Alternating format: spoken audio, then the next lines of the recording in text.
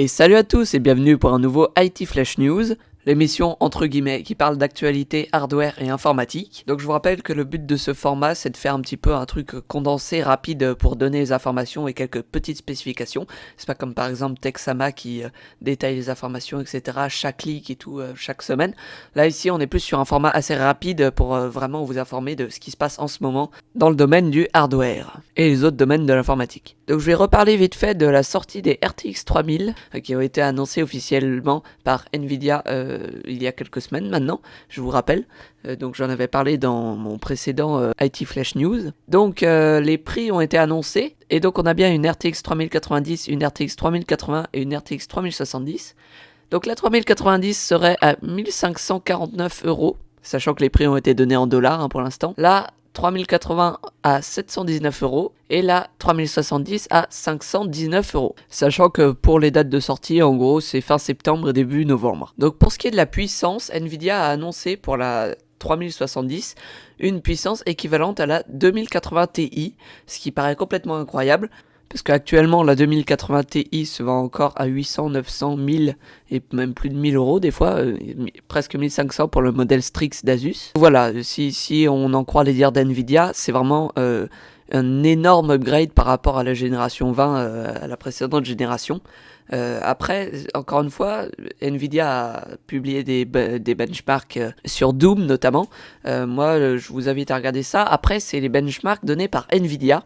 Donc forcément Nvidia donne les meilleures performances possibles qu'ils arrivent à obtenir avec leur carte graphique et donc c'est pas non plus ultra représentatif, il faut quand même prendre leurs infos avec des pincettes parce que forcément ils se font de la pub, voilà.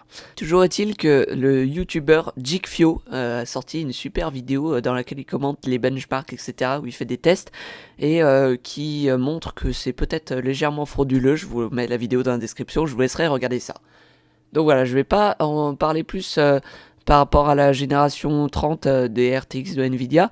Si juste, il y a des rumeurs sur une RTX 3060 actuellement. Donc notamment, on avait des rumeurs sur une hypothétique 3060 Ti. Donc sur le site Videocards, qui est un peu le gros site de rumeurs processeurs et cartes graphiques. Toujours est-il que la 3060 Ti aurait 8 Go de RAM. Je parle bien au conditionnel, aurait. Donc voilà, vous voyez un petit peu les chiffres à l'écran. Je vais pas tout vous dire parce que c'est un peu chiant, mais voilà, vous voyez un petit peu les specs hypothétiques de cette carte graphique. Donc voilà, j'en ai fini pour tout ce qui concerne Nvidia, Ampere et la génération 3000 des RTX. Donc, autre news très importante aussi, donc du côté d'AMD, en fait c'est deux news au lieu d'une. Donc AMD a prévu d'annoncer l'architecture Zen 3 pour ses Ryzen le 8 octobre. Donc ça va être un gros événement. Et surtout les Radeon RX 6000 le 28 octobre. Donc à savoir que quand je dis les RX 6000, en fait ça n'a pas été annoncé comme des RX 6000 normalement.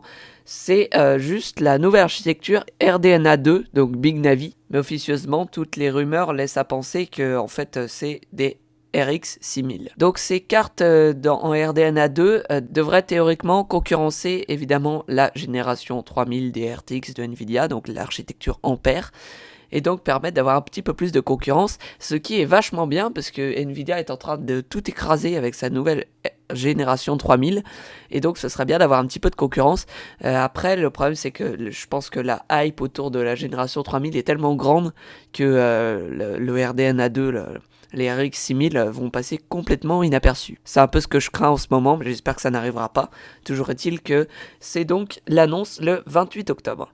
Et donc également pour Zen 3 le 8 octobre, ce qui est pour moi très hypant. Je suis très hypé par ça aussi puisque j'ai hâte de voir ces fameux Ryzen 4000, si on en croit les rumeurs, qui vont être vraiment bons je pense comme processeur, puisque AMD est en train quand même de tout défoncer au niveau de ses processeurs. Et donc on va passer sur une autre news en rapport avec ça justement.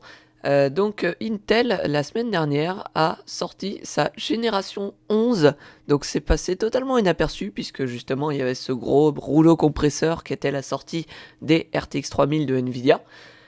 Donc cette 11e génération, donc dans le code Tiger Lake, a l'air vraiment pas mal du tout. Alors pour l'instant, évidemment, c'est sorti uniquement pour les petits ordi portables, les ultra portables, etc. Les tablettes aussi, il me semble, etc. C'est pas des processeurs pour desktop pour l'instant. Donc ils ont annoncé 30% de performance de plus en face de AMD Ryzen. Donc vous voyez le petit tableau qu'ils ont fait ici. Alors évidemment, c'est eux qui ont annoncé ça. Donc forcément à prendre avec des pincettes comme les benchmarks de Nvidia, puisque forcément la marque essaye de faire les choses les plus vendeuses possibles. Donc voilà, en tout cas personnellement moi j'ai l'impression que Intel essaye de sortir un truc un petit peu plus ambitieux que la génération 10, sachant que Intel, il faut le savoir, a quand même clairement du mal en ce moment à cause des Ryzen d'AMD notamment. Intel depuis quelques années maintenant, depuis le 2017 en fait, a vraiment du mal à reprendre ses parts du marché, à part dans le domaine du gaming. Intel commence à avoir encore plus de mal maintenant qu'il y a quelques années. Et donc la marque actuellement elle essaye de se refaire un peu une image de marque, on le voit avec ses nouveaux logos là, etc. Donc peut-être que c'est prometteur, peut-être pas, on va voir.